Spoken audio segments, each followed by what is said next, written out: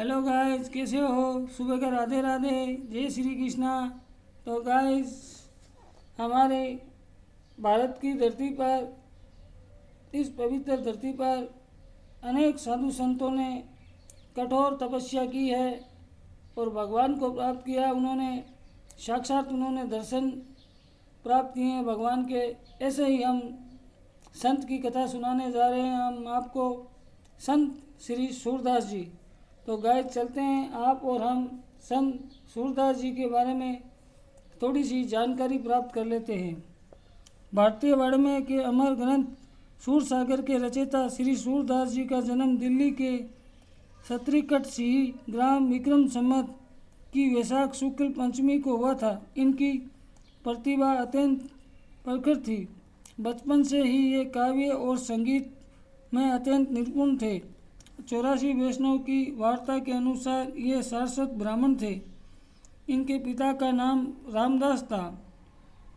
पुष्टि संप्रदाचार्य महाप्रभु वल्लभाचार्य विक्रम संवत में अपनी व्रज यात्रा के समय मथुरा निवास कर रहे थे। वहीं सूरदास जी उनसे दीक्षा प्राप्त की। आचार्य इष्ट देव श्रीनाथ जी के प्रति इनकी अपूर्व श्रद्धा भक्ति थी।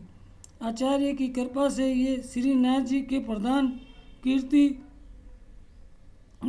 नियुक्त हुए। प्रतिदिन श्रीनाथ जी दर्शन करने, उन्हें नए नए पद सुनने में उन्हें बड़ा सुख मिलता था। श्री राधा कृष्ण के अत्यंत अनुरागी श्री सूरदास जी बड़े ही प्रेमी और त्यागी भक्त थे। इनकी मानस पूजा सिद्ध थी। श्री कृष्ण लीलाओं का सुंदर और सरस वर्णन करने में अद्वितीय थे। गुरु की आज्ञा से इन्होंने मद् भागवत कथा पदों में परिणयन किया। इनके द्वारा प्रणीत सूरसागर श्रीमद् भागवत के 10वें स्कंद की कथा का अत्यंत सरस तथा मार्मिक चित्रण है। उसमें 1.25 लाख पद बताए जाते हैं। यद्यपि इस समय उतने पद नहीं मिलते। एक बार श्री सूरदास जी एक कुएं में गिर गए और 6 दिनों तक उसमें पड़े रहे। 7वें दिन भगवान श्री कृष्ण ने प्रकट होकर इन्हें दृष्टि प्रदान की। इन्होंने भगवान कृष्ण के रूप में माधुर्य का चक्कर पान किया। इन्होंने भगवान श्री कृष्ण से ये वर मांगा कि मैंने जितने नेत्रों से आपका दर्शन किया है, उनसे संसार के किसी अन्य व्यक्ति और वस्तु का दर्शन न करूं। इसलिए ये कुएं से निकलने के बाद पहले की तरह अंधे हो गए, कहते हैं। इनके साथ बराबर एक लेखक रहा करता था। इनके मुंह से जो भजन निकलते उन्हें वह लिखता जाता। कई अवसरों पर लेखक के अभाव में भगवान श्री कृष्ण स्वयं लेखक का काम करते थे। एक बार संगीत सम्राट तानसेन बादशाह अकबर के सामने सूरदास का एक अत्यंत सरस और भक्तिपूर्ण पद गा रहे थे। बादशाह पद की सरसता पर मुग्ध हो गए और उन्होंने सूरदास को स्वयं मिलने की इच्छा प्रकट की।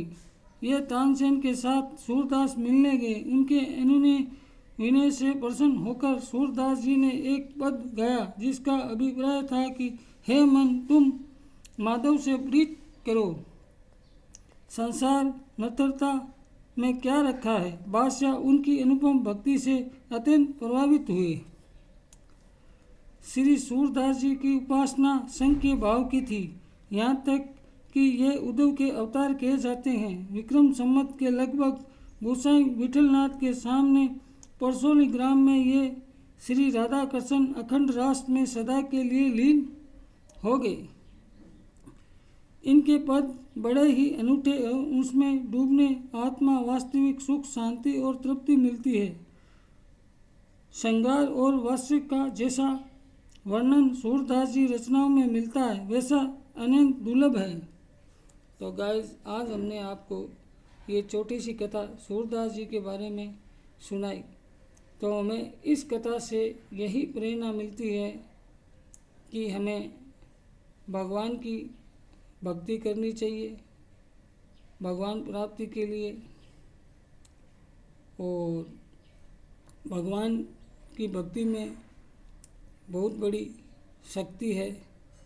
तो गाइस, आज के लिए इतना ही। हमारे वीडियो को लाइक करें, सब्सक्राइब करें, शेयर करें, कमेंट करें, ताकि हम आपके लिए और भी अच्छा वीडियो बना सकें। तो गाइस, राधे राधे, जय श्री कृष्णा।